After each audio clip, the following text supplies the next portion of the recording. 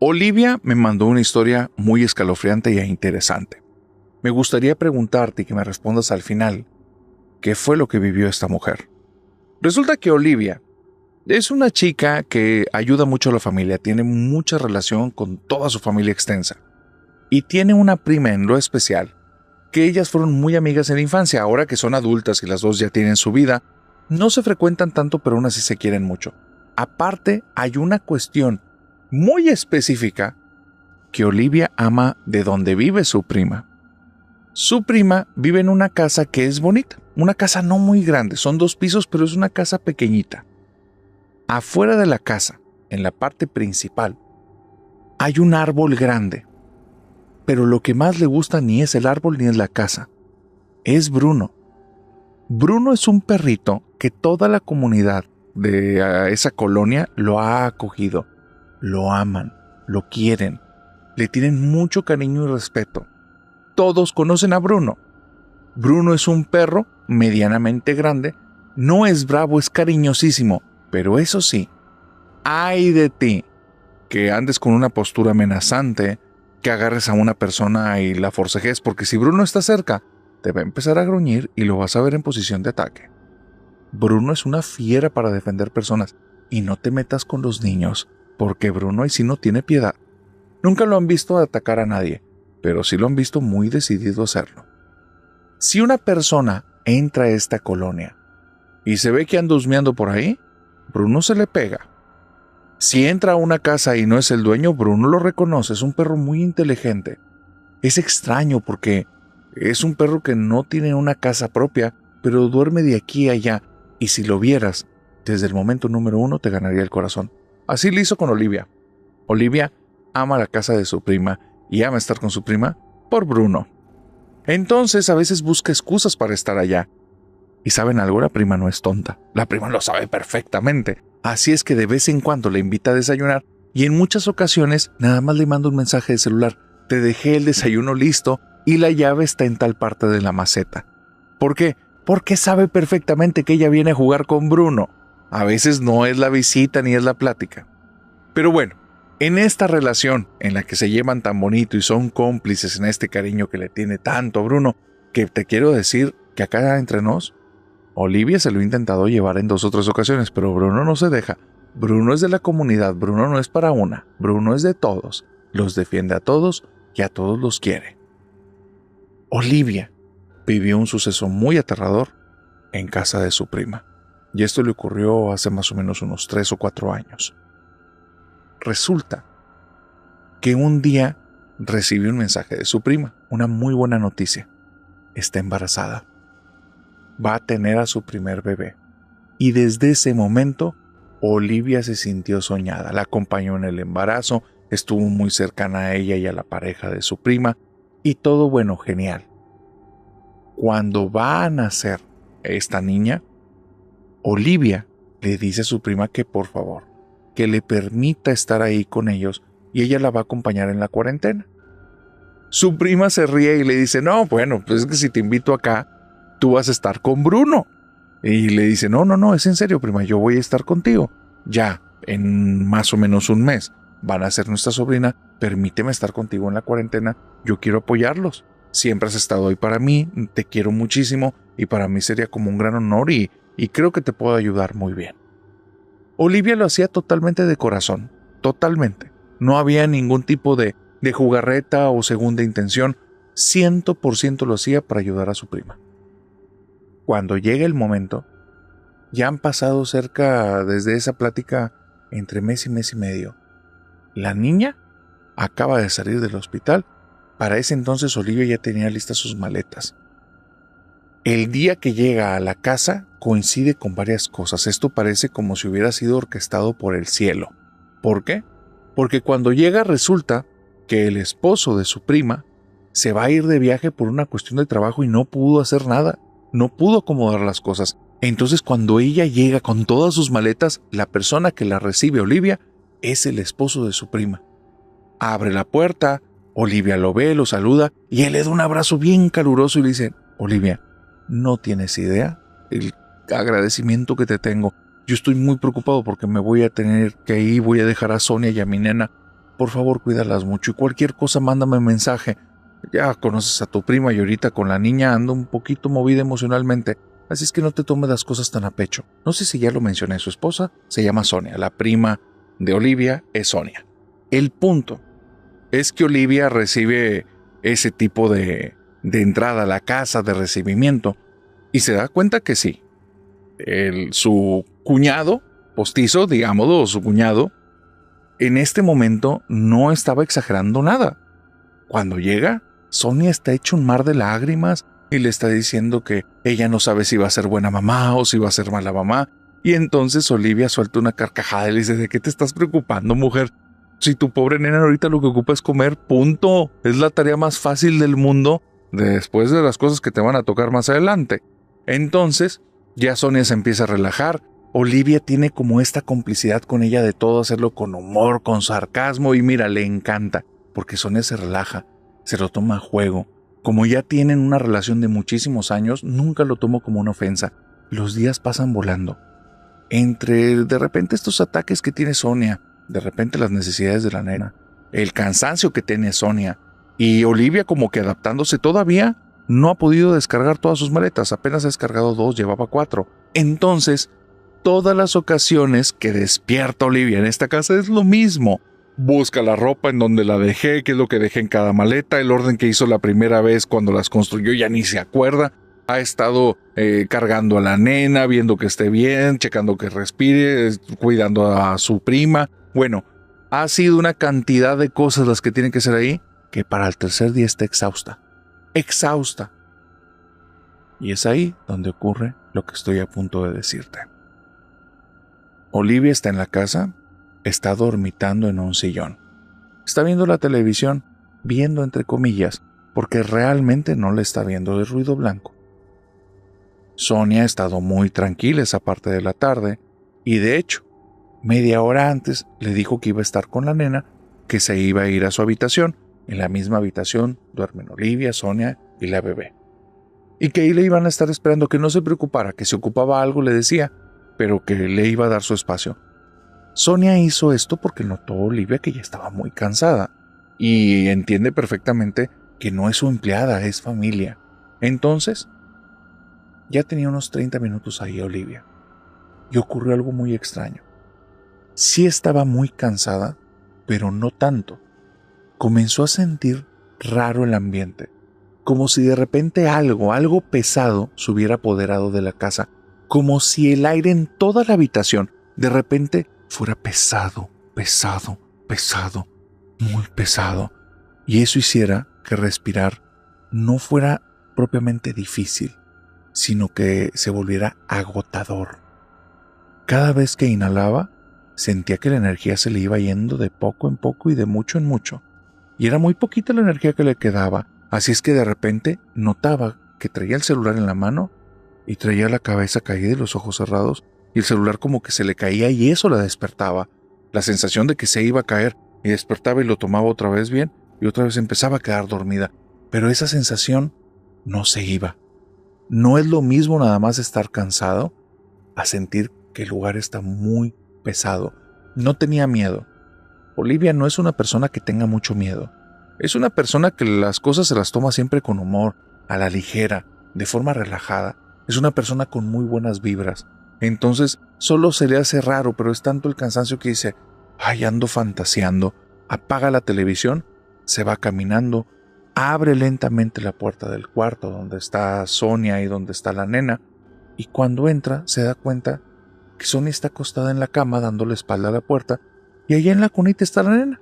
Va y se asoma, la cunita está totalmente dormida, y entonces dice: bueno, este es muy buen momento para irme yo también a dormir. Si se ocupa algo, Sonia me va a hablar, o la nena va a llorar, y listo. Va, se acuesta, da la espalda a la ventana. Por esa ventana se ve este árbol que estaba en la zona principal de la casa. Ahí, en el momento en el que se acuesta, siente algo bien extraño. Siente como si el aire, que afuera era pesado, ahí en la habitación lo es aún más. Y hay algo peor. Parece que ahí es el epicentro, como si desde arriba, desde el techo de esa zona, viniera esa sensación de presión. Y se da cuenta estando en la cama, pero comienza a tener tanta pesadez que no puede hacer nada en contra. Y en el momento en el que está a punto de sucumbir ante Morfeo y caer en este sueño profundo, algo ocurre en la casa.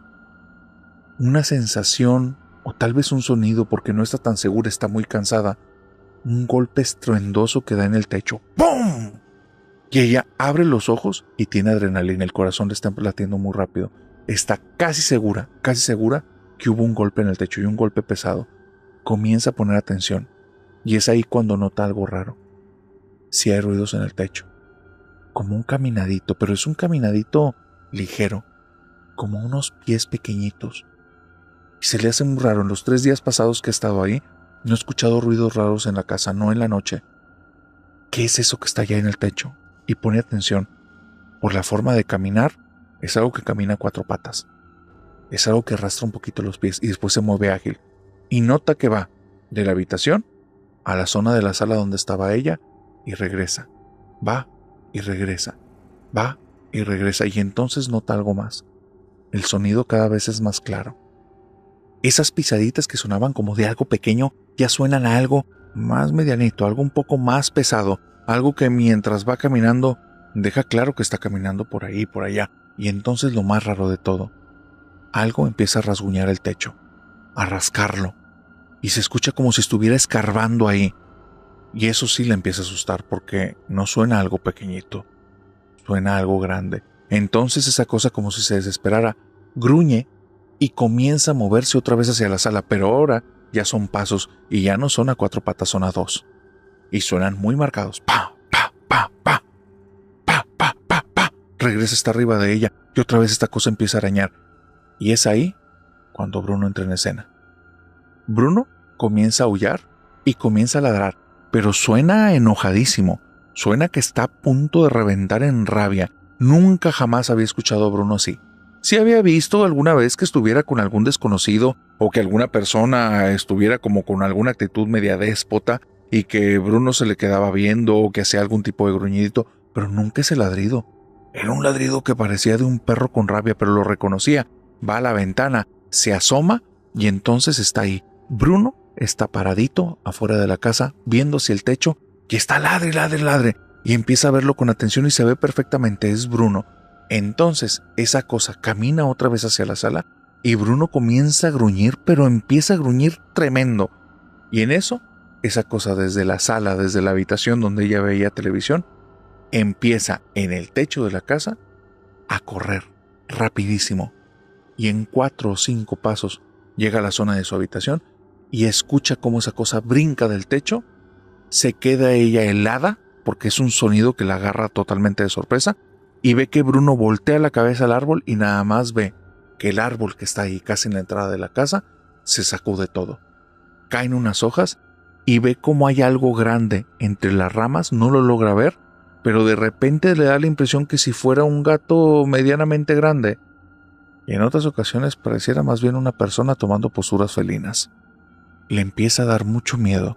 Para entonces no se da cuenta, pero está al borde de un ataque de pánico. El corazón se le está saliendo casi por la boca la tiene toda seca.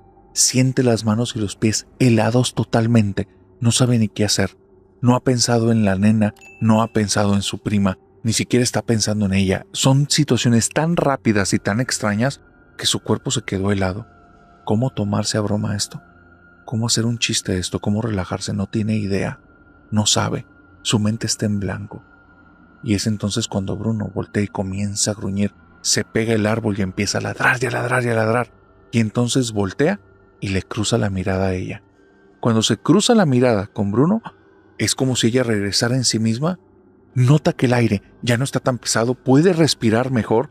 Ella ya se siente como más en sí misma y en eso piensa: Bruno, ¿qué estás haciendo? Estás en peligro, esa cosa quién sabe qué sea.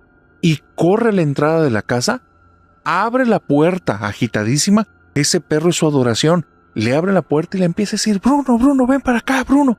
Y ve donde el perrito viene, corre, corre, corre.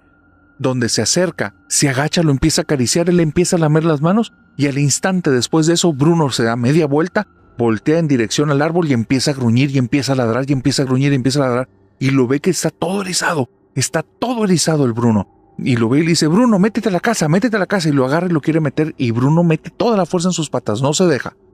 Voltea, no le gruñe, se le queda viendo, da un pasito fuera de la casa y se sienta en sus cuartos traseros y eriza y empieza a aullar. Ella entiende que no debe dejar la puerta más tiempo abierta. Hay personas adentro que están en riesgo, entonces viene la idea en su cabeza, qué estúpida fuiste. ¿Cómo se te ocurre poner a todos en riesgo por esto?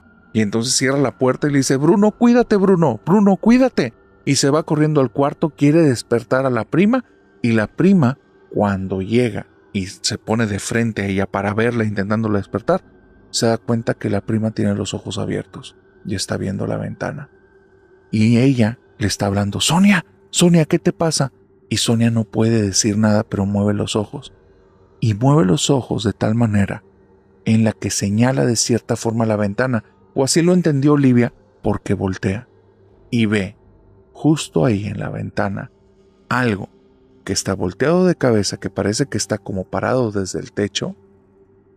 Afuera de la casa, una cabeza redonda con unos ojos redondos, y tiene justo unas líneas en medio de un color amarillo, como si fueran rasgos felinos, una nariz pequeñita y unos labios anchos, sonriendo del que salen 2 colmillos hacia arriba.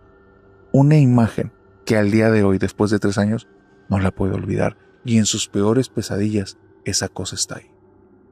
Parece una persona, pero a la vez no. La cabeza es demasiado grande para ser la de un gato, pero demasiado pequeña para ser la de una persona. Los ojos parecen los de un gato, pero la forma en la que se ve el cuello y parte del torso, eso es un ser humano, pero a la vez no, y un ser humano no puede hacer eso. Está totalmente volteado de cabeza. El techo no tiene de dónde agarrarse. Esa cosa se empieza a subir lentamente. Ella empieza a gritarle, Sonia, hazme caso, Sonia, hazme caso. Voltea con la niña. La niña tiene los ojos abiertos, tampoco puede hablar. Corre a la cocina, se trae una botella de agua, es lo único que se le ocurre, y empieza a hacer oraciones y bendiciones, y empieza a aventarles el agua. Se acordó tal vez de algún padre o de alguna persona que hizo esto en alguna película, pero empieza a decir, Diosito, por favor, protéjales, que no les haga nada, que no venga el mal, que no nos haga daño, y empieza a aventar el agua en la ventana y empieza a aventar el agua en el piso. Dice, por favor, Dios, bendice esta agua, bendice este hogar, Diosito, por favor. Yo no hablo contigo, pero por favor, escúchame, te necesitamos, si existes aquí te ocupamos. Y empieza a hablar así como desesperada, y de repente su prima respira profundo, se escucha que algo brinca del techo, ella ya no voltea, se escucha que hay un movimiento en el árbol, vuelve a sonar que una cosa brincó de ahí y se escuchan pasos, que va alguien corriendo por la calle. Ahí no volvió a ver nada más. Está muerta de miedo. La nena empieza a llorar, va y la carga. La prima Sonia está como totalmente desconcertada, no se acuerda de nada, le dice que tal vez tuvo un mal sueño y él empieza a contar lo que pasó. Sonia le dice, ¿estás loca o qué? Y le dice, ¿cómo voy a estar loca? Llevo aquí casi 30 minutos, me estoy volviendo loca, ¿qué fue esto? Y total que esa noche, esa madrugada es la peor de su vida. En la mañana siguiente, no durmieron, no pegaron pestaña. Todo fue un silencio incómodo, con intentar explicar algo inexplicable, intentar tener descripciones cuando la cabeza se te está rompiendo a pedazos por visiones tan espantosas que estás teniendo. Y Olivia comienza a decirle a Sonia todos esos detalles durante toda la madrugada. La nena se duerme a momentos, es una bebé que tiene apenas semanas. Sonia puede caminar poquito y le está intentando acompañar, pero también el cansancio le gana en momentos, y ella va y se acuesta en la cama, no puede estar todo el tiempo con esa sensación tan pesada. Y justo cuando entra el sol de la mañana, Olivia se acuerda de Bruno. Después de los brincos en el árbol, escuchó a la persona corriendo en la calle y Bruno ya no estaba ladrando. Y entonces se siente que la sangre se le va del cuerpo. Se le pone todo el cuerpo helado. Mi Brunito, mi Brunito. Y empieza a decir, Bruno, Bruno, Bruno. Y entonces va caminando la entrada y Sonia le dice, prima, espérate, no te dije. Y ella, espérate, Sonia, espérate, ahorita voy a regresar, no tardo nada. Mi Brunito. Abre la puerta, Bruno, Bruno, Brunito, Brunito. Y está como loca gritando fuera de la casa. Nadie sale, es muy temprano, estamos hablando tal vez 5:30, 6 de la mañana. Nadie salió ahí. Probablemente sí la escucharon. y después de unos 10-15 minutos, Sonia está en la entrada y le dice: métete, prima, por favor, te tengo que decir algo. Y ve que la prima está bien desesperada: mi Brunito, prima, mi Brunito. Métete, prima. Cuando se mete en la casa, nada más Sonia la abraza y le dice: no te quería decir, pero hace 2 semanas atropellaron a Bruno, se nos murió. Ahora que ya lo escuchaste, por eso te quiero preguntar, ¿qué carajos fue lo que vivió Olivia? ¿Qué es esto?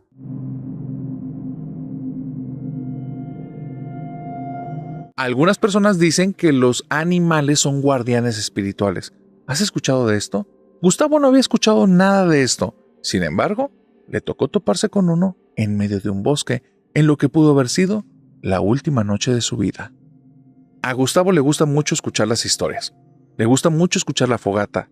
Y le gustan mucho las historias de terror. Se acuerda mucho, le trae momentos nostálgicos de hace ya unos años, cuando él era adolescente, y formaba parte de un grupo de amigos que se hicieron poner de nombre Los Otros Caligaris. Creo que tenían un gusto, una afinidad musical por un grupo, y ya ustedes me lo dirán en comentarios. Pero Gustavo conoció este grupo y desde que empezó a formar parte de él, en el que se fueron uniendo de miembro en miembro, él se sintió estando como en otra familia. Excepto por un miembro, un tal Pepe. Había un chico ahí, de nombre Pepe, que le gustaba mucho jugar con apariencias. Él se transformó en ese grupo en el uno más que tú. Cada vez que alguien que tenía un logro o alguna situación que había obtenido, digamos, favorable, ejemplo, un buen regalo, algún detalle de la familia, siempre Pepe tenía algún comentario, siempre Pepe tenía que meter su cuchara. Te doy un ejemplo. Si alguien ahí, en el grupo de Gustavo, había sacado una excelente nota en la escuela, Pepe decía: el próximo mes vas a ver que saca una mejor que tú. Si alguno de ellos recibía, no sé, una bicicleta, un celular, algún videojuego de parte de sus papás, le decía: yo hablé con mi papá y mi papá me va a regalar algo mejor el próximo mes. Y siempre tenía que tener algún comentario de ese tipo. A Gustavo no le gustaba esto y en algún momento intentó acercarse y platicar con él. Pero Pepe no lo tomó bien y se puso muy agresivo, muy a la defensiva. Y ya desde ahí como que, ¿por qué tenemos a Pepe en el grupo? No le gustaba pasar tiempo ni tener diálogos. No le confiaba nada, sentía que era una persona que cojeaba tanto de eso, tenía tanto ese problema de querer ser mejor que los demás, que hacía cosas muy tontas.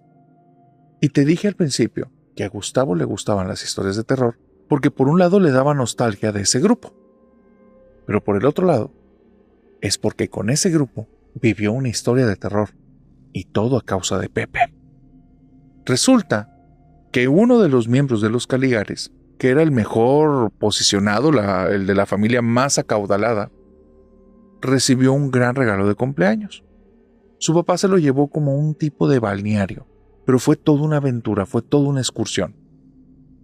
Se lo llevó primero a un bosque, iban con un grupo de 6 personas. En ese bosque, ellos llevaban ropa así un poco exagerada, pero muy adecuada para el campo, nueva, de las mejores marcas, y necesario totalmente para lo que iban a hacer. Pero este miembro de los Caligaris, de los otros Caligaris, le encantaba. Vivió una experiencia tremenda. Cruzar por el bosque, después ir montaña abajo, por sendas y senderos en los que sentías que estaba cerca de un desfiladero, y después de eso, llegar ahí, a unos tipos de aguas termales o un balneario, un lugar que era como muy metido en la naturaleza, un lugar lleno de lujos, no era un lugar tranquilo. Eso hizo que cuando vino a contar la anécdota, Pepe salió con lo suyo. Yo conozco el lugar, cuando quieran los llevo. Y no es tan padre, conozco mejores. Entonces, todos, ya un poquito fastidiados por la actitud de Pepe, quisieron ponerlo contra las cuerdas, ponerlo en un aprieto, y le dijeron como: pues Pepe, si conoces uno mejor, vamos. Y él dijo: no, pero es muy caro, no lo van a poder pagar.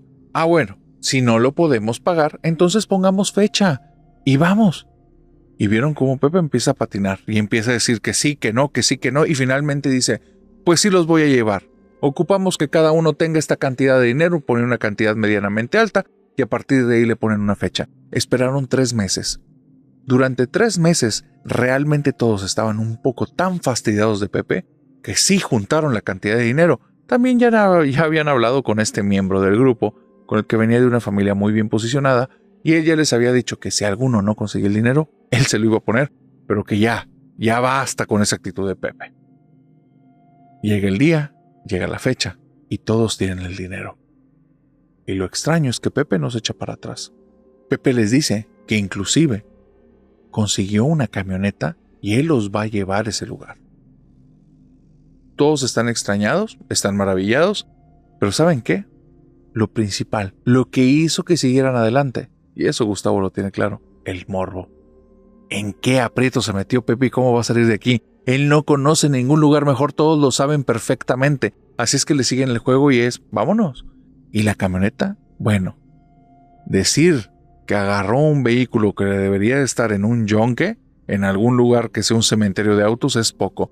La camioneta andaba nada más porque todos en el mundo creemos en la fantasía. Esa cosa estaba deshecha, hacía todos los ruidos que te puedas imaginar. Cada vez que intentaba hacer el cambio, sonaba donde toda la transmisión estaba generando un raspado de fierros tremendo, sonaba como si no tuviera una gotita de aceite adentro, y esa cosa muy probablemente ni siquiera se movía a gasolina, porque Pepe en ningún momento se pasó en gasolinera, y los medidores los tenía totalmente en la E.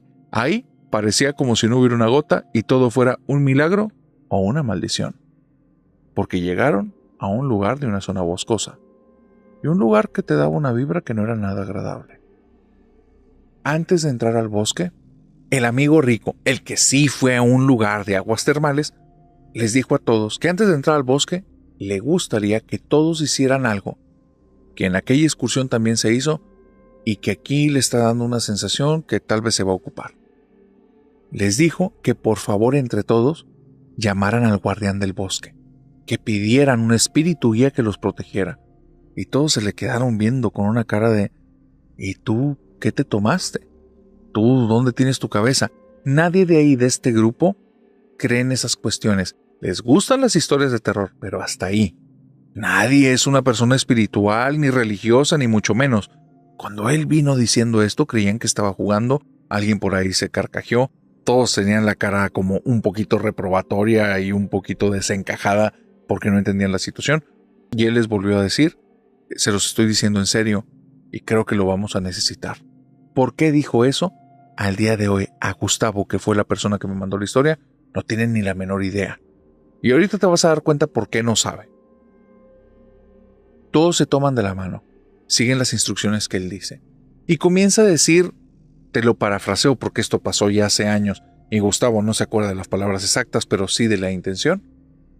Estamos a punto de entrar a tu bosque, y a ti, que eres el guardián de este lugar, te pedimos tu protección. Te pedimos que nos acompañes, que no nos dejes solos y que nos alejes de todo mal, que ante el mal seamos invisibles y nos lleves a un buen lugar en el que estemos seguros. Permítenos verte, escucharte y entenderte. Nada más dijo eso. Todos se quedaron viendo un momento y él en algún momento aulló. Cuando aulló, todos se soltaron de las manos y empezaron a reírse y él también. Entonces tomaron ese momento solemne después como una broma que él les había hecho a todos. Pero él iba muy serio. Se metieron en ese bosque y comenzaron a andar. Pepe iba de guía. Él era el que los iba a llevar a buen lugar. Pepe era el que estaba ahí al frente de la excursión y ahí los iba a llevar a este lugar mejor que al que había ido su amigo. Van avanzando y al principio parece que van en círculos. Pepe solo da la apariencia de estar seguro, pero Gustavo se ha dado cuenta que de vez en cuando Pepe está sudando y se ve nervioso. Y cuando le hablan dicen, espérenme, no me quiero perder, es por aquí. Y nota que toma decisiones a lo tonto, que verdaderamente no trae un mapa dibujado, no trae ideas en la cabeza, que ya van 2 o 3 ocasiones que uno de los otros Caligaris, de las personas miembros de ese grupo, le dice, oye, ¿no será mejor por acá? Pepe dice, sí, me confundí, es por ahí. Y se da cuenta que solo está hablando por hablar. Están en un bosque. ¿Y sabes qué es lo peor? Nadie ha tomado en cuenta que tal vez están adentrando mucho, no saben a dónde van, y ninguno de ellos, sabe cómo sobrevivir una noche en un bosque. Nadie trae tienda de campaña, ni traen cosas que les pueda ayudar para el lugar. Cuando empieza a bajar el sol, la broma ya no es chistosa. Y ellos no se han dado cuenta del nivel de riesgo que habían tomado hasta ese momento. Y es ahí donde el riquito del grupo les dice como, oigan, ya estuvo bueno, Pepe, ya sabemos que tú no conoces ningún lugar, vámonos. Y él dice, sí estamos por llegar, síganme. Y él le dice, ya, te lo inventaste, Pepe, como todas otras cosas, vámonos ya. Y Pepe se aferra y les dice, no, vamos a llegar, antes del anochecer vamos a llegar. Pepe habla por hablar, tiene un problema personal. Y puso en riesgo a todos, porque en ese punto ya nadie lo quería seguir. Se hace una discusión que les toma tal vez 20 minutos. 20 minutos que hubieran sido muy buenos y los hubieran dedicado para intentar salir de ese lugar o intentar ubicarse, porque cuando terminan de discutir y decidieron todos que van a mandar al carajo a Pepe, ya es muy tarde, es de noche, no llevan linternas, están en medio de un bosque que no conocen, en medio de la nada, hacia dónde se movieron, qué puntos pueden encontrar en su entorno para identificarlos y regresar. Nadie tomó la precaución de ir, no sé, dejando rastros, ir dejando un hilo, conectar un punto, traer un GPS. Nada de esto. Están solos, un grupo de jóvenes, y tal vez, si algo mal ocurre, va a ser la última noche de sus vidas. Nadie quiere pensar en eso, pero Gustavo me dice, yo conozco a mis amigos. Teníamos miedo, narrador. Miedo. Ya nadie hablaba. Cuando hablábamos, sonábamos secos. Una palabra o dos. No queríamos decir nada. Estábamos tragando la realidad. ¿Qué hicimos? Y Pepe en algún momento sigue diciendo, es que si me siguieran llegaríamos. Lo queríamos golpear. Lo queríamos golpear. Ya ni siquiera queríamos hablar alto porque nos daba miedo que hubiera algún tipo de animal cerca. Nos metimos en el territorio de algo tal vez. Estamos cerca de algún lugar de alguien o de algo y nosotros como idiotas ya nos pusimos en alarma, nos pusimos muy cerquita y empezamos a caminar en fila. Intentamos ubicarnos, pero no se veía nada, nada. Estás hablando que los únicos pedazos donde lograbas ver algo era porque había luz de luna y ahí fue donde decidimos que nos íbamos a ir agarrando de la mano. Nos fuimos como en un tipo de cadena, agarrando la mano del de adelante y después estirábamos la otra mano hacia atrás y nos íbamos tomando de la mano. Alguien tomó el liderato y ahí íbamos caminando lentamente. Narrador, ahí, en la más profunda de las oscuridades, cuando el de adelante iba con una mano adelantito, intentando tocar lo que estaba enfrente de él porque no se veía nada, comenzamos a escuchar susurros, voces de mujeres. Empezamos a escuchar como si hubiera un grupo de personas ahí, no conversando, sino haciendo oración. No te puedo explicar, narrador, qué era lo que decían porque no se entendía. Sonaba muy bajito, pero sonaba absolutamente aterrador. Sonaba como algo lleno de malas intenciones. Sonaba como la voz de alguien malvado, como de una persona desalmada. Y seguían sonando esas voces, y conforme caminábamos, estábamos más cerca. De repente, porque yo iba a la mitad de la fila, jalo mi cabeza, la muevo hacia un lado y hacia otro intentando ver algo adelante y también teniendo cuidado de no pegarme con algún árbol, una rama, porque no veo nada. Yo voy todo arañado ya para ese momento. Estás hablando que íbamos caminando y te pegabas con algo en la pierna, te rozaba algo en la cara y es mantente en silencio, lo habíamos entendido. Narrador, cuando volteo hacia mi izquierda, veo adelante que hay una fogata. Y ya entendí que no debemos de hablar ni una sola palabra porque ya todo ahí es silencio absoluto, salvo las voces de esas mujeres. Y se ve donde hay sombras de personas ahí, alrededor de la fogata. Tengo miedo, narrador, como nunca en la vida lo he tenido. Algo en mi corazón me dice que no debemos de seguir avanzando. Y entonces, de la nada, sin sentido, vemos como una luz se viene acercando por nuestro lado derecho. Una luz blanca resplandeciente, y notamos como cierta parte se ilumina y escuchamos un sonido que hace shh.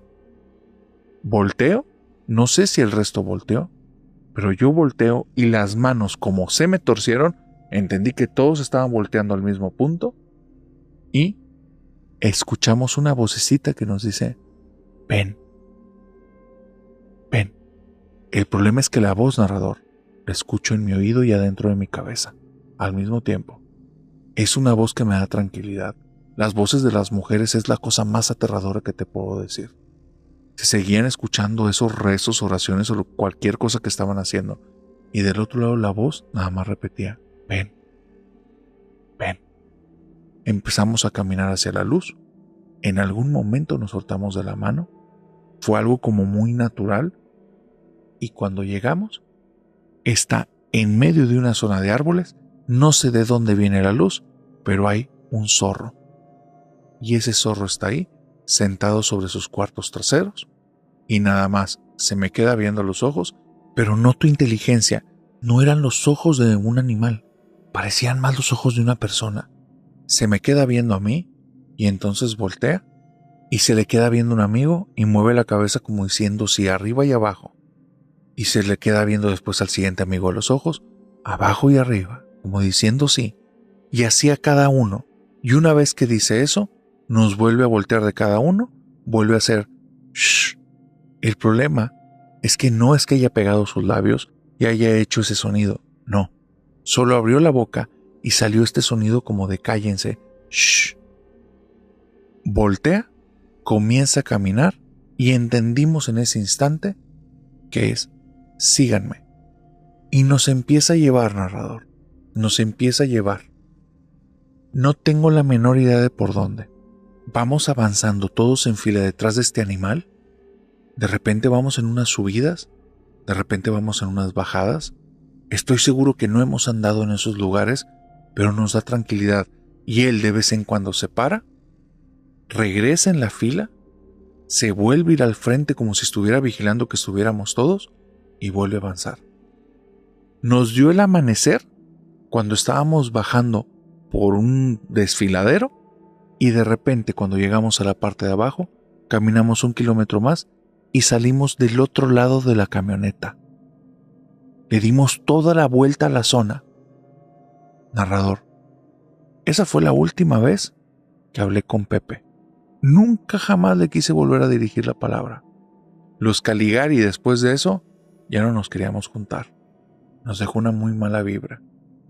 Y ese animal que vimos, que parecía zorro, otros decían que es un coyote y bueno, yo no soy ningún zoólogo ni nada de eso, pero una vez que llegamos a la camioneta, se nos perdió de la vista y no lo volvimos a ver. Y estoy seguro que el día de hoy estoy vivo y todos nosotros estamos aquí porque nos protegió el guardián de ese bosque.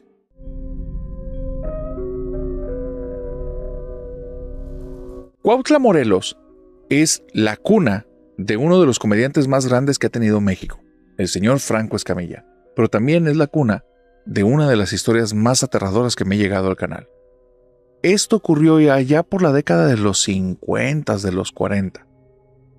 Braulio me escribe que en Cuautla, Morelos, en el tiempo de su abuela y tal vez hasta los años 80, no sé si al día de hoy todavía, se hacía la fiesta de San Miguel Arcángel. Los 29 de septiembre hacían unos ramos de unas flores que creo que se llaman pericot, unas flores grandes amarillas. Tomaban todo el ramo de flores, ponían la parte amarilla de las flores hacia arriba y hacia abajo, hacia izquierda y hacia derecha, y entre todas formaban una cruz. Las amarraban y hacían cruces de pericot. Estas cruces las ponían en las puertas, en las ventanas, en las entradas de la casa, porque se decía que en la fiesta de San Miguel Arcángel se abrían las puertas del infierno.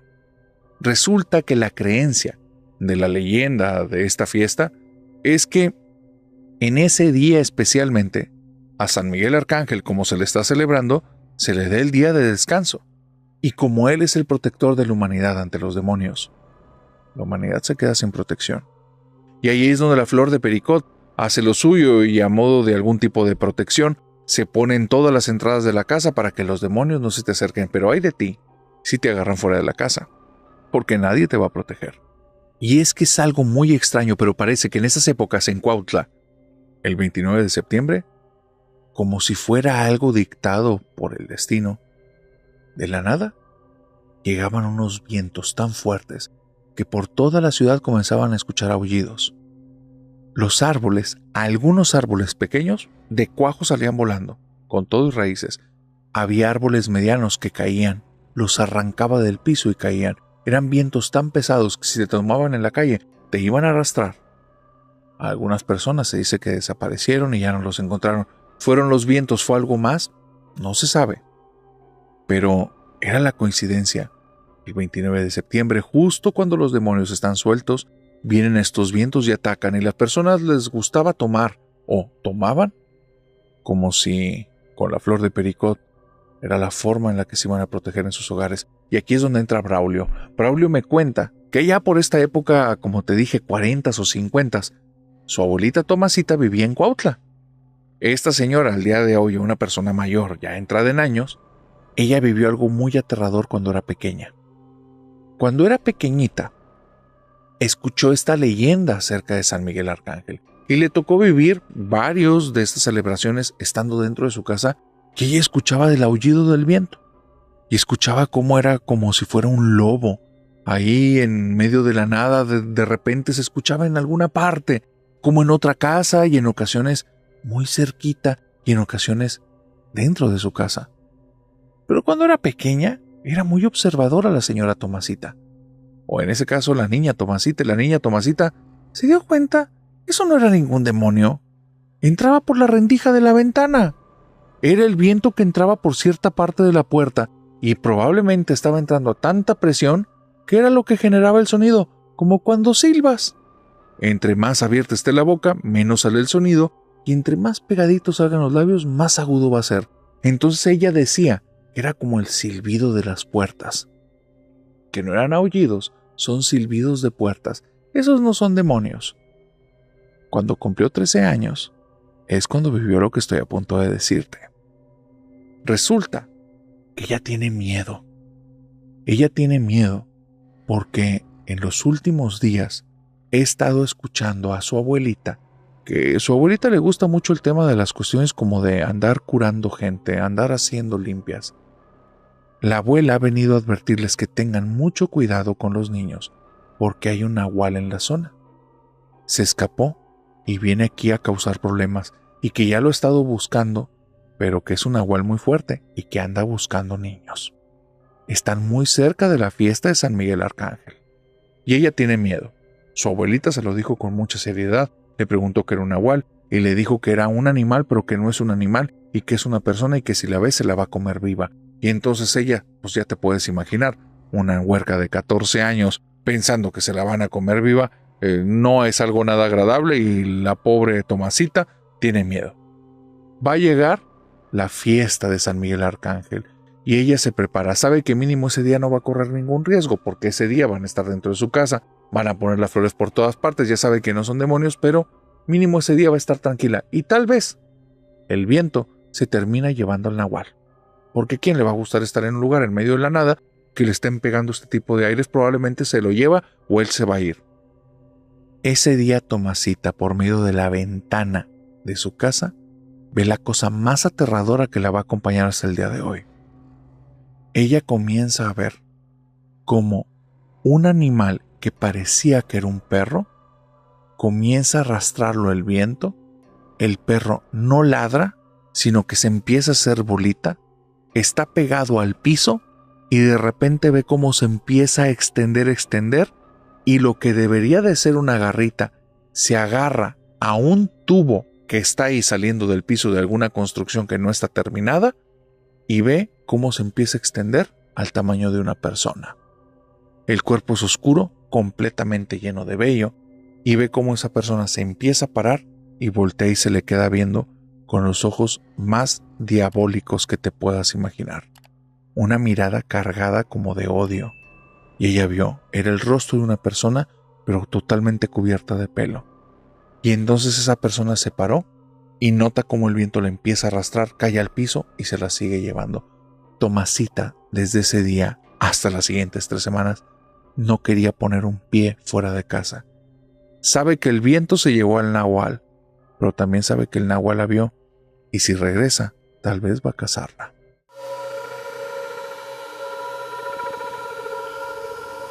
Mauro me envió una historia que está muy interesante y bastante extraña. Por ahí todos han escuchado historias acerca de que al abuelo de tal o cual persona se agarró a golpes con alguna entidad, con algún brujo, con el mismísimo diablo. Este es el caso de Mauro, pero su historia está bastante más extraña. Tiene unos datos que no había escuchado en ninguna. El abuelo de Mauro era el señor Faustino. El señor Faustino ya pasó a mejor vida desde hace muy buen tiempo. Esta historia, de hecho, la conoce Mauro no por labios de él, sino por los labios de su abuela. Y hablan de que el señor Faustino era un sujeto de rancho, un tipo de carácter, un cuate bastante, no agresivo, pero sí determinado. Una persona que no se anda con juegos, una persona que una vez que toma una decisión o dice que va a hacer algo, punto y se acabó. No es del tipo de personas que analicen mucho las cosas. Él es 99% acción, 1% pensar, y todavía ahí puede ser que le esté gastando mucho tiempo que no vale la pena pensar las cosas. Él es mucho de actuar, de acciones, de hacer, no de planificación.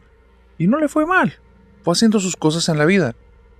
Conoció más adelante a la abuela de Mauro, fue teniendo familia, tuvo buen trabajo, se hizo de unas propiedades, un tipo súper trabajador. Pero lo suyo no era analizar. En los años en los que él empezaba su vida adulta, estoy hablando cuando él tenía apenas 17, 18, 19 años, él tenía un amigo de la infancia con el que le ocurrió algo muy siniestro. Su amigo se llamaba Joaquín. A él lo conoció desde la escuela. Fueron a la escuelita juntos y desde ahí se volvieron grandes amigos. Pero Joaquín no era normal. Joaquín le contaba cosas que hacía que cada vez que le contara de forma despreocupada a su misma abuela, ella se persinaba y le decía: ay, Dios bendito, no te juntes con ese niño. ¿Cómo le vas a decir eso a don Faustino? No, hombre, donde le decían eso, Faustino es de pequeño genio y figura. No, abuelita, es mi amigo, no el de usted, es mi amigo. Y se fregó. No había más vueltas. Ahora Faustino, con más ganas, estaba ahí con Joaquín. Se volvieron un ñi mugre. La familia de Faustino nunca estuvo de acuerdo a esta amistad, pero los años fueron corriendo y llegó un momento en el que te aclimatas, te adaptas, te adecuas, te acostumbras. ¿Por qué te digo esto? Porque inclusive el mismo Faustino se daba cuenta que algo ahí estaba muy raro, que Joaquín tenía cosas extrañas. ¿De qué cosas le decía? ¿O qué clase de cosas le decía como para que su abuela se persinara? Era que su familia eran brujos. O bueno, un linaje de brujos y de brujas. Que inclusive se sabe que un tatarabuelo de él era un nahual. Pero que ya los papás de Joaquín ya no querían hacer nada de eso, no les interesaba, traía muchas repercusiones y que ellos no querían pagar esa deuda o no querían pagar lo que se les cobrara para tener esos poderes. Don Faustino no entendía nada de eso. Don Faustino no es de pensar, pero sí se le hacía raro que nadie quería a la familia de Joaquín, y el papá y la mamá eran personas muy lindas. Joaquín, conforme pasaban los años, se volvía raro. Cuando estaban en la escuela tenía ciertas cositas raras que, como eran amigos, Faustino no lo vio mal, pero con los años ya lo cuestionó. Le robaba el dinero a compañeritos. Joaquín iba, se metía en el recreo y le sacaba el dinero a veces de las mochilas. En ocasiones vio que golpeó a más de uno para quitarles la comida. ¿Y sabes qué era lo peor? Que cuando les quitaba la comida a los compañeritos, iba a un bote de basura y los tiraba. Y entonces en alguna ocasión que Faustino le preguntó que por qué hacía eso, él le decía: porque están comiendo algo mejor que yo. Y se empezó a dar cuenta que él traía eso dentro de él. No le gustaba que las personas tuvieran más que él, que fueran mejor que él. Faustino con el tiempo le aprendió los trucos. Sus logros, no tenía por qué contárselos. Faustino también no era nadie que comience a pavonearse por los pequeños logros, y siendo un niño no era del tipo de personas que cantara victoria a cada momento. No, era un tipo que estaba metido en lo suyo. Si jugaban fútbol y metía un gol, él nada más levantaba la mano así. Y seguía otra vez, iba corriendo otra vez a su lado de la cancha y lo que sigue. Tipo muy práctico. Tal vez por eso encajaron muy bien. Pero entonces la vida fue avanzando. Y dicen que cuando tienes algún detalle en tu personalidad acentuado, los años lo añejan. Y con Joaquín, vamos que eso se añejó. Se empezó a vestir de manera estrafalaria. Y este amigo de don Faustino, este hijo de descendientes brujos, este tipo que era a veces un poquito ladrón, a veces un poquito mala leche, malsano, muy vengativo, empezó a vestirse de manera estrafalaria. Empezaba a traer cadenas que traían simbologías en metales o en madera que estaban extraños. Él empezó a hacerse tatuajes cuando no era ninguna moda ni se veía bien, cuando eso lo relacionaba nada más con personas que estuvieron en la cárcel. Y se los ponía en zonas donde fueran evidentes. Le gustaba llamar la atención, le gustaba que la gente le tuviera miedo. Pero aún así, tenía esta amistad con Faustino y se respetaban el uno al otro. Él nunca cuestionaba por qué hacía tal o cual cosa. Joaquín en ningún momento buscaba hacerle daño al Faustino. Pero digamos que la línea era muy delgada, porque Joaquín ya tenía claro que era lo que quería y lo que buscaba. Durante años le fue contando a Faustino que él quería encontrar algún brujo que le funcionara como mentor, alguna persona que fuera guiándolo por los caminos de la magia, que lo ayudara a recuperar el legado que era su derecho, que él ya no quería saber nada de sus papás porque eran un par de cobardes, un par de personas que lo habían despojado de su poder, de su herencia, y él no lo iba a permitir más. Un tipo muy teatrero, muy exagerado. Por el cambio, Faustino nada más lo escuchaba y ya. En momentos, sí le decía a su abuela ciertas cosas de Joaquín, y su abuela ahora ya no se persinaba, le advertía. Le decía: hijo, son amigos desde pequeño y yo lo sé, pero Joaquín no es bueno, y tú lo sabes bien, y cuídate, porque las víboras también muerden las manos de sus amigos. Bueno, el buen Faustino hacía caso omiso de esto, pero sí notaba que Joaquín se iba pudriendo un poquito cada año, un apenas, pero se iba volviendo notorio. Iba dañando cada vez más a las personas de su entorno, se iba haciendo cada vez más popular por los peores motivos. Y es ahí cuando comienzan a ocurrir unas cosas muy raras en la vida del señor Faustino. Su abuela comienza a regalarle ciertas cosas que están extrañas y que le pide, por promesa, que le jure y que le prometa que va a utilizarlas siempre. De ahí hasta que ya no sirvan o ella se muera. Y le empieza a dar regalitos de vez en cuando. Le dio en una caja muy bonita un cinturón de víbora, pero estaba muy extraño. Era cuero de víbora, él nunca había tenido uno, pero no era un cinturón muy bonito. Era un cinturón rarito. Se sentía como guango, no apretaba bien. Y él le decía: pero abuelita, se me van a caer los pantalones, esta cosa ni siquiera amarra. Mijo, se lo estoy dando de todo corazón. Prométamelo, por favor. Lo va a utilizar hasta que esta cosa ya no sirva o hasta que yo me muera. Y le decía a Faustino: pero pues si ya no sirve, abuelita, pues esto ni aprieta. Y entonces la abuelita le decía que no me esté haciendo cosas. ¿Lo va a aceptar o no? No, pues está bueno, abuelita, yo se lo acepto. Y ahí estaba don Faustino. Le aceptaba los regalos y a partir de ahí, porque su abuelita lo podía ver, su abuelita tenía ojos por muchos lados, su abuelita había pajaritos que le venían a decir cositas. Entonces lo traía siempre puesto. Le regaló un anillo con una cruz que era de plata y le dijo: nunca te lo quites, un rosario que tenía que traer alzado al cuello. Y le dio un chicote hecho con 9 nudos. Y ese chicote, que era un tipo de cuerda alargada, pintarrajeada de color blanco, parecía que le habían pasado por algo, probablemente algún tipo de polvo blanco, porque cada vez que la azotaba o la movía caía polvo y le decía: mijo, no le esté usando cuando no se ocupe, esa también la debe traer en la bolsa de atrás. Hágale rollito y ahí se lo pone. Pero abuelita, pues es un cuerdón, pues póngaselo y a ver cómo le queda.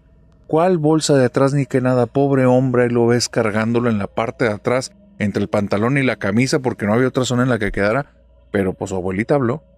No se la podía poner en el brazo porque le dejaba todo manchado de blanco, pero mira, la abuela es la abuela, ya está grande y por algo dice las cosas, hay que respetar a la señora. De repente, justo en la misma temporada, ¿cómo son las cosas, verdad? Joaquín fue a decirle la gran noticia. Acababa de conseguir un maestro. Le estaba cobrando muy caro. Estaba pensando mucho si tomar la decisión o no. Y le preguntó a Faustino que nada tenía que ver. Faustino, me está cobrando re caro. Me pide cosas que no quiero darle. ¿Tú qué dices? ¿Le entramos o no? Y a Faustino no le pensó mucho, porque Faustino no le da muchas vueltas. Pero la palabra ¿le entramos o no? Era importante. Y Faustino le dijo, pues dale, pues si es lo que buscas. Dice, bueno, pues vamos a entrarle.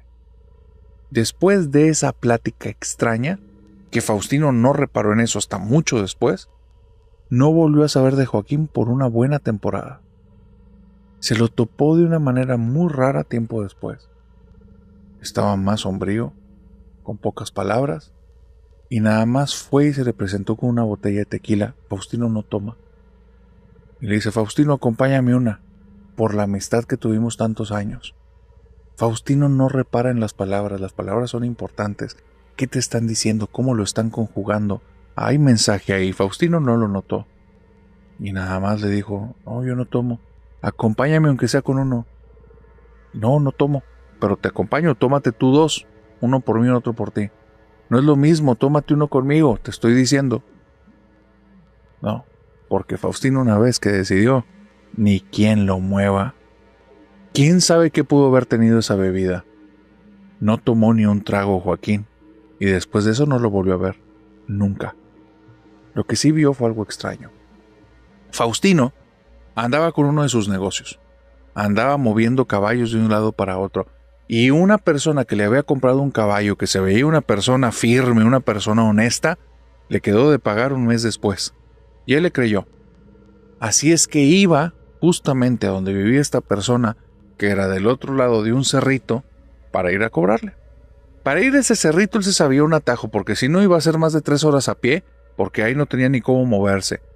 Y el atajo lo llevaba por una zona que era un camino muy estrecho, que al lado tenía el desfiladero, al otro lado era la pared del cerro, y una vez que te metiste, ni siquiera se te ocurre intentar dar la vuelta porque te puedes ir para abajo. Es en una dirección y en una dirección de vuelta. Una vez que empiezas el camino, lo terminas y se acabó. Él va andando por ahí, cuando de repente comienza a escuchar detrás de él como un perro. Pero suena extraño, está jadeando, de repente gruñe, y empieza a notar que se está acercando, y él está pegadito. Estás hablando que le cabe los 2 pies muy apenas por ese caminito, por ese atajo, y escucha que el perro viene. Cuando voltea un poquito, solo logra ver que a 1.5 metros, 2 metros, el mentado perro está ahí, pero caminando en 2 patas por el mismo camino de él. Cuando ve eso se asusta, y por alguna extraña razón se pega a la pared del cerro, se pone en forma de cruz. Él no sabe ni explicar por qué. Y empieza a hacer una oración que su abuela le había dicho que estuvieran repite y repite y repite y repite y repite. Y se quedó ahí. Y de repente vio cómo el perro se queda parado, porque no lo logra ver completo, lo ve apenas de reojo y está a 2-3 metros, pues no lo ve completo, no puede separarse y voltear con la cabeza así. Lo ve de reojo. Y ve que el perro se queda ahí parado viéndolo, y quién sabe cómo carajos logra sentarse en sus 4 cuartos. Ahí un perro muy grande, que estaba caminando a 2 patas, se sienta en sus 4 cuartos y ahí se queda. Y Faustino le dice así: de aquí no me voy a mover hasta que te largues. Y se queda, y empiezan a avanzar las horas, y Faustino, una vez que lo dice, mira, nada lo va a hacer cambiar de opinión. El perro está ahí, y les da la noche, y Faustino no se mueve. Él sabía que esa cosa le iba a hacer daño. Sabía que venía con malas intenciones. Y una vez que estaba ahí en forma de cruz y se quedó parado, sabe que algo hizo bien. No sabe qué, pero sabe que hizo bien. No se va a mover. Cuando da el amanecer, porque estuvo toda la noche, y a Faustino, una vez que se decidió que se iba a quedar ahí, él no se iba a quedar dormido. Así es que no se durmió. Y estando ahí pegado la espalda al cerro, escuchó que del lado derecho la voz de Joaquín entre gruñidos diciéndole: ya muévete, que ya me quiero ir, no te voy a hacer nada. Si me dejas que me mueva, ya no te voy a hacer nada. Y Faustino nada más dijo: ándale, traicionero, si te vuelvo a ver te trueno. Escuchó que el perro se fue. Faustino se volteó, empezó a caminar. Y jamás volvió a ver a Joaquín. Se enteró de algo 2 años después. Una noticia en el pueblo. Un perro rabioso había estado atacando varias casas, a varias personas, y había mordido a un niño. Y uno de los habitantes de por ahí, de los vecinos de Faustino, lo estaba esperando y sabía que en algún momento lo iba a atacar porque recién tenían un bebé. Salió con un machete en la noche cuando escuchó que había movimiento en su patio, se topó con el perro, le metió 2 machetazos. Y al día siguiente, la policía se encontró el cuerpo de Joaquín tirado en el patio de esta persona. Así es que me cuenta Mauro, narrador: mi abuelo no era de muchas palabras. Mi abuela me contó la historia. Ella cree que mi bisabuela, o tatarabuela, la abuela de mi abuelo, ella cree que esa señora sabía cosas. Y le sabía un poquito la brujería, muy personal a la señora, pero le sabía la brujería. Y le dio cosas para espantar nahuales. Y ahí, cuando estaban en el cerro, por la posición que tomó o por las cosas que traía encima que mi abuela o que mi tatarabuela hizo que trajera, el nahual no se le podía acercar. Y le salvó la vida al abuelo. Y así es que el compadre de mi abuelo era un nahual.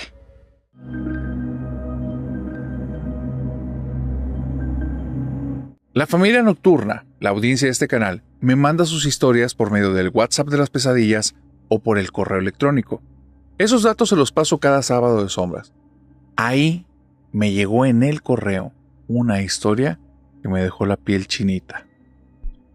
Soledad, que al día de hoy creo que tiene alrededor de 30 años, cuando cumplió 21 o 22, se fue con un grupo de amigos al bosque y casi no la cuenta. Ahí te va lo que le pasó, porque fue una situación que estuvo descabellada, extraña, y que ella espera que no vuelva a vivir nada de eso, porque le gustan las historias de terror, como historias y como leyendas, pero tener una vivencia es algo que quisiera nunca haber tenido. Va con un grupo de amigos, no sé si fueron 3 en total o 5, era un grupo medianito, y van a un lugar en el que dicen que es un bosque encantado. Sé que esto ocurre en México, pero no sé en qué parte. Y ella me cuenta que cuando van a este bosque encantado, ya habían preparado todas las cosas que necesitaban. Tiendas de campaña, llevaban un poquito de víveres para asar ahí algunas cosas, e iban en un plan como de vivir un poquito la experiencia de la naturaleza, pero tampoco iban en un plan de pasarla mal. Traían muchas cosas extras. Ella decía que ese bosque, la mayor parte, era en un terreno que era plano. Uno de sus compañeros, que no tenía nada de experiencia con esto, se atrevió a llevar un diablito, una de estas carretillas que tienen 2 ruedas, y quería llevar arrastrando ahí porque se llevó 3 cajas con comida, porque él pensó en hacer toda una pachanga. Cuando lo vieron los demás le dijeron: qué ridículo, o sea, no hay manera, no hay forma, el camino no tiene nada de pavimento, no es liso. ¿Tienes idea de cuánto te vas a esforzar? Bueno, el sujeto obstinado, porque ya se había llevado estas cosas, ni modo que se echaran a perder, y la temperatura del lugar no era tan fría como para que sobrevivieran un día completo, él se obstinó y dijo que se lo iban a llevar. Así es que comenzó a intentarse llevar la carretilla, y no duró ni medio kilómetro cuando estaba exhausto. Le dolían los brazos, le dolía la espalda, y el problema es que para regresar a la carretilla eran otros 500 metros de vuelta. Para avanzar era imposible. Y tuvo que desistir y tuvo que dejar las cosas ahí. A partir de ese momento, el ambiente en este grupo es una combinación. Soledad dice, ahí, en ese cambio de humor, unos estaban muertos de la risa, este sujeto estaba que echaba lumbre del enojo. Dice, era un ambiente que yo no podía parar de reír. Ahí cometimos el peor error de nuestras vidas. Nos distrajimos. Perdimos sendero donde íbamos, perdimos camino donde íbamos y perdimos noción del tiempo. Estábamos en un lugar en el que sabemos que debemos de tener ciertas precauciones y no las tuvimos. Dejamos comida en medio del camino. Eso es pésimo. Eso puede atraer animales. No sabemos en qué forma la llevaba este compañero y no revisamos a detalle. Podía ser que llevara cosas ahí que no estuvieran como selladas al vacío, y entonces eso podía atraer algún animal que fuera carnívoro y le íbamos a dejar nuestro rastro perfectamente. No pensamos nada, solo nos metimos. De repente nos dio la noche. No habíamos hecho las tiendas de campaña y ahí nos dimos cuenta de lo atontado que estábamos y de la falta de cosas que estábamos haciendo. Pero al día de hoy, yo me pregunto si realmente fuimos nosotros o no. Porque ahí te va lo que pasó. Montamos las carpitas que teníamos. 3 tiendas de campaña. Este amigo ya estaba más relajado. Estábamos intentando asar bombones cuando comenzamos a escuchar risas en medio del bosque. No una, no dos, muchas. Las risas sonaban más bien como las risas de unas hienas. Era un sonido que no te quieres escuchar cerquita de ti. En una película está perfecto. En el National y estos canales está hermoso. En YouTube increíble. Pero cerquita de ti te das cuenta de lo chiquitito que eres si no te sabes defender. En que estás a merced de lo que sea y no vas a poder hacer nada. Empezamos a escuchar que las risas aumentaban en volumen, en cantidad. Y ahí es donde la pesadilla comenzó, narrador. No sabíamos qué hacer. No sabíamos si era bueno o no dejar encendida o apagada la fogata. No sabíamos si meternos todos a una carpa. No sabíamos si la comida que habíamos sacado arrojar lo más lejos del campamento o ponerla cerca para que se llenaran las panzas y nos dejaran. No sabíamos ni contra qué nos estábamos enfrentando ni qué teníamos que hacer. No teníamos tanta experiencia y nunca jamás nos habíamos puesto a imaginar que nos íbamos a enfrentar a un tipo de jauría. Narrador, estábamos ahí debatiendo entre una u otra cosa, hablando, te puedes imaginar, en silencio, pero enojadísimos, estresados. Nos hablábamos al oído. Pero es que avienta la comida de aquí, que no se acerquen esas cosas, hay que alejarlas. Y mientras otro empezaba a dar sus argumentos del por qué mejor hay que reunir toda la comida y ponerlo en punto como si fuera un tipo de ofrenda, como si esto fuera algún tipo de ritual, y de repente tú dices, ¿qué clase de estupideces estás diciendo? Tenemos que prender el fuego para alejarlos, el fuego los va a traer, decía otro. Narrador, éramos unos idiotas e ignorantes y no lo sabíamos hasta ese momento en el que verdaderamente teníamos un peligro. Yo sentía que no la iba a contar, que ese era mi último día. Así es que lo que hice fue ponerme a recordar a mis papás y empezar a pedirle a Dios que por favor de alguna manera se enteraran de lo que me pasó. Escribí en un celular el mensaje, no había señal en donde estábamos, esperaba que en algún futuro si alguien encontraba los restos se topara con el celular y le llegara el mensaje a mis papás. Dejé fotografías de mis papás como al principio de todas las fotos para que pudieran ubicar a mi familia. Dejé mensajes poniendo mi dirección, mi teléfono y todo, intentando dejar como una pequeña carta con mis deseos y todo para que supieran qué fue lo que ocurrió. Y en eso, yo estoy metida en esto, que para muchos yo sé que van a pensar que soy una estúpida, pero es que en serio no estaban ahí, no escucharon lo que yo. Era la sensación de muerte inminente. Todos los que estábamos ahí la sentimos, porque sentían que estas cosas cada vez estaban más cerca y cada vez eran más.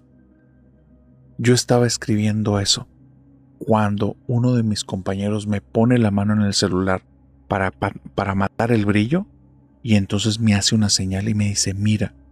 Y veo entre los árboles, narrador, y veo cómo hay luz, pero mucha, y de repente esa luz se enciende y se apaga, se enciende y se apaga, se enciende y se apaga, pero se ve muy extraño, como si fueran flamazos. Me quiero acercar y otro de mis compañeros me agarra y me dice, son brujas. Yo, ¿de qué estás hablando? Son brujas, escóndete. Me agarra, me lleva detrás de un árbol y logro ver, narrador, esto, que no sé qué demonios es. Es una figura más alta que yo, te estoy hablando que yo mido unos 70, era algo que medía tal vez un 80, brazos largos, las puntas de los dedos se veían afilados, yo lo vi entre las penumbras, entre las sombras, y de repente se envuelve en llamas y flota, como si fuera un círculo, se levanta. Y de ahí venían los gritos y las carcajadas.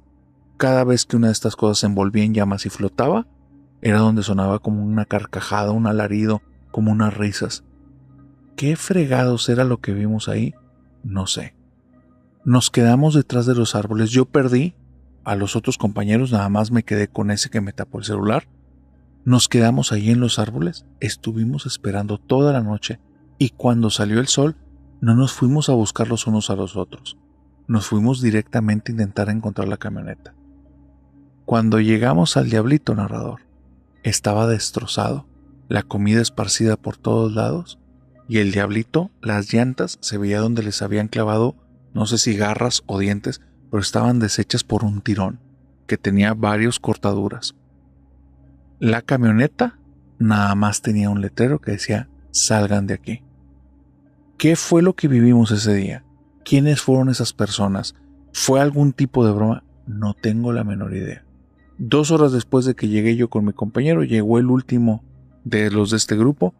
Todo el camino de regreso es como si fuéramos parte de un funeral. Nadie habló nada al respecto. Después de esa vez, jamás volví a pisar un campo y nunca los quise volver a ver. Exponernos, verlos me recordaba la situación, mi amigo con la situación de lo de la carne, la idea de yo estar dejando mi testamento con mi familia y dejar esos... Son cosas que he querido borrar y no puedo. Pero al día de hoy sigo con la incógnita. ¿Qué fue con lo que nos topamos ese día en el bosque?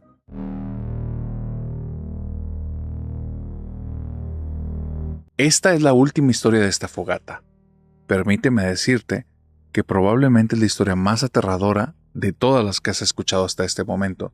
Así es que, si ya es de noche, tal vez te conviene escucharla mañana, y si no, te deseo la mejor de las suertes y que sobrevivas a esta última historia de la fogata. Teresa me dice que a ella le gusta mucho este canal y que ha estado escuchando desde hace tiempo varias historias que manda la audiencia, pero que hay algo que ha notado que nadie dice y que ella lo quiere evidenciar. Teresa viene de una familia de brujos, brujas de varias generaciones. Y dice, yo sé que hay varias personas que te han mandado historias diciendo que son de familias de brujos y brujas. Yo soy una persona que sí viene de una de estas familias. No puedo hablar por los demás, pero voy a hablar por mí. Y no he escuchado que nadie te diga las cosas que no están nada agradables de formar parte de una de estas familias.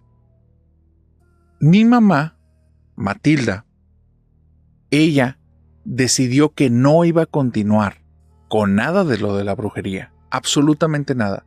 Pero ella no fue la primera. Desde su mamá habían decidido que había que cortar con eso. Pero ella no fue la primera tampoco. Resulta que el abuelo Erasmo, el abuelo de Teresa. Teresa es la que nos cuenta la historia, Matilda es su mamá, Erasmo es el papá de su mamá o el abuelo de Teresa. Erasmo fue el que decidió que eso tenía que parar. Erasmo sí tuvo papás brujos y practicaban todo tipo de brujería. De hecho, una hermana de Erasmo y un hermano de Erasmo se dedican de lleno a la brujería. Él fue el que detuvo el seguimiento para las siguientes generaciones de su familia. Sin embargo, él es muy claro y le dijo a su abuela, la señora Matilda, y ahora a su nieta: lamentablemente, cargamos con diferentes maldiciones que vamos a tener que hacerles frente. Y me cuenta Teresa que vivir en una familia de brujos no es tan agradable. No por las personas, a eso no hay que confundirlo. Ella ama con todo su corazón a su abuelo Erasmo y quiere como no tienes idea a su mamá Matilda. Pero las cosas que ocurren son cosas que nadie te va a ayudar a enfrentar, que difícilmente inclusive la familia va a tener control. Tal vez porque detuvieron ahí el linaje, tal vez que realmente nadie tiene tanto control de esto. Solo algunos lo aparentan. Eso es lo que me dice Teresa. Dice: narrador, cuando era muy pequeña, antes de que yo supiera todo esto, mi mamá me hacía preguntas muy raras, muy raras. Yo no entendía por qué me hacía esas preguntas, solo respondía. Y mi mamá todos los días, antes de dormir, me decía: Tere, hoy, ¿todo normal o viste algo extraño? Y yo le decía: ¿por qué me preguntas eso, mamá? Nada más respóndeme, ¿todo normal o viste algo extraño? Todo normal. Tere, ¿se te ha acercado algún amigo imaginario que quiera ser tu amigo? ¿Qué es eso, mamá? Escúchame y respóndeme sí o no. ¿Se te ha acercado a algún amigo imaginario que quiera ser tu amigo? No, mamá, no sé qué es eso. ¿Hay cosas que ya te diste cuenta que tú ves que los demás no ven? No sé a qué te refieres, mamá. ¿Hay cosas que tú estés viendo por ahí y después te das cuenta que los demás no ven? No, mamá. Muy bien. ¿Tu sombra, tú la sigues o ella te sigue a ti? ¿Cómo? No entiendo, mamá. Sí, escúchame, Tere, escúchame. Tu sombra, ¿ella te sigue a ti o tú la sigues a ella? Pues no sé, mamá. Yo me paro y veo una sombra en el piso. Y cuando tú caminas, ¿ella está contigo o ya no está y ahora está enfrente? Nunca he visto, mamá. Pon atención y me vas a decir. Muy bien. Tere, ¿te hablan a tu corazón y a tu cabeza pero no a tus oídos? No entiendo, mamá. Que si te hablan aquí adentro o aquí adentro pero no aquí. No, mamá, no entiendo. Iban pasando los días y yo siempre les respondía que no entendía. Pero ya después me di cuenta que lo que mi mamá estaba haciendo era prevenir que una de estas maldiciones me comenzara a atacar o que yo empezara a despertar algo que se supone que tenía mi linaje. Mi vida, hasta mis 10 años, era bastante normal, salvo por dos cosas: las preguntas de mamá y que yo sentía que muchas niñas de mi edad me rechazaban porque decían que yo era bruja. Pero yo no entendía por qué. Yo ni siquiera sabía lo que era la bruja o la brujería en ese entonces. Después me vine enterando de toda esta cuestión. Que mi abuelo, sus hermanos son brujos, que venimos de una familia de brujos y la gente de mi ciudad lo sabe. Entonces, las mamás de mis compañeritos nunca querían que yo me juntara con ellos, siempre me rechazaron, pero con el tiempo yo aprendí a llevar las cosas.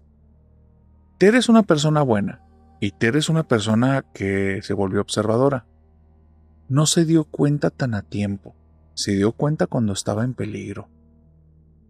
Cuando ella tiene a su siguiente hermano, porque son 3 hermanitos, Tere, Luis y Ariel, cuando nace Luis, a ella le pasó algo muy aterrador y entendió que verdaderamente ella no es una persona normal, ni su familia, pero no por esto es mejor. Y ella me dice al día de hoy, si pudiera de alguna manera no tener nada de este linaje, yo sería inmensamente más feliz. No sé qué edad tiene Luis para ese entonces, pero todavía es de cuna. Y está en una cunita, y está en su casa. Me dice Tere que un día su mamá y su papá no despiertan. El papá y la mamá, yo creo que has notado que el papá ni lo he mencionado, el papá y la mamá no tienen una buena relación y tienen una vida intermitente. El abuelo, el señor Erasmo, es el que cubre a la familia, es el que la apoya. Prácticamente por dónde viven y cuánto tienen para todo viene de Erasmo. Lamentablemente el esposo de Tere, o como parte de la maldición, porque nadie en esa familia tiene una pareja que lo vuelve feliz, o por una mala decisión, tiene una adicción con el alcohol y no la puede controlar y se pone mucho peor cuando está con la mamá de Tere. Cuando está con la mamá de Tere es un borracho insaciable y agresivísimo. Y al día siguiente, sin sentido, va y le pide perdón a Tere. Perdóname, Tere, lo que estoy haciendo no debería de pasar y soy un mal ejemplo de padre. Tere le tiene miedo a ese tipo. Pocas veces tiene conversación con él, pocas veces está sobrio. No le tiene tanto cariño. Sabe que es su papá, pero no hay relación y nada más ve que es agresivo, que es alguien de repente como muy mal hablado, una persona no agradable. El ambiente en el que vive Tere es muy extraño, como te puedes dar cuenta. Las cosas que ha tenido en su vida, aunque ella las ve como nada más son 2 particularidades, te puedes imaginar, y son más. Y ahí, en esta familia y en esas situaciones, un día papá y mamá no despiertan. La señora Matilde está dormida, Tere la quiere despertar, mamá no hace caso, se acerca en la cama y le empuja. No hace caso, le habla en voz alta, eso haría que papá se levante de malas. Nadie responde, sale de la habitación y se topa con una de las escenas que va a tener grabada probablemente para el resto de sus días. Hay una mujer adentro de la casa. Una mujer que no forma parte de la familia. Una mujer que nunca ha visto, y que espera que no vuelva a ver jamás. Esta mujer es una persona anciana, camina lentamente, el cabello lo tiene pegado al rostro, tiene un cabello muy sucio, totalmente cano, se ve ceboso, nada cuidado, la ropa que tiene parecen un poco de andrajos, la cara se ve muy pálida, su rostro, lo que ella transmite es maldad, enojo, la mirada está llena de coraje, de odio, de una situación como si le diera asco estar ahí con esas personas. Y comienza a caminar de la sala al cuarto de Luis. Tere tiene miedo, se acerca al cuarto de mamá y la empuja, mamá no responde, le dice, mamá, ¿hay alguien en la casa? Y no responde.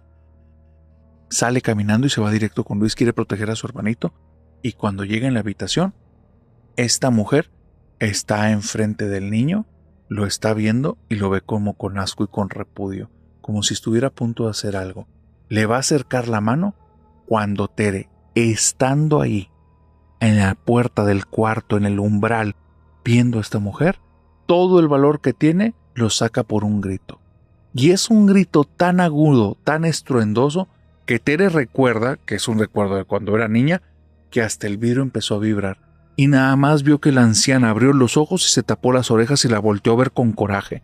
Y entonces Tere le dijo, ¡deja a mi hermanito! Y volvió a gritar, ¡ah! Y cuando volvió a gritar, yo sentí que las ventanas vibraban, dice el narrador, me lo puedo estar inventando porque era una niña. Dice, pero entonces esta mujer se me quedó viendo con mucho coraje y escucho que mi mamá empieza a hablar. Tere, ¿qué pasó? Y le digo, mamá, hay una mujer, se metió en la casa, le quiere hacer daño a Luis, vente. Y esta mujer se me queda viendo con odio, se me queda viendo, saca la lengua y con su dedo veo que se la perfora.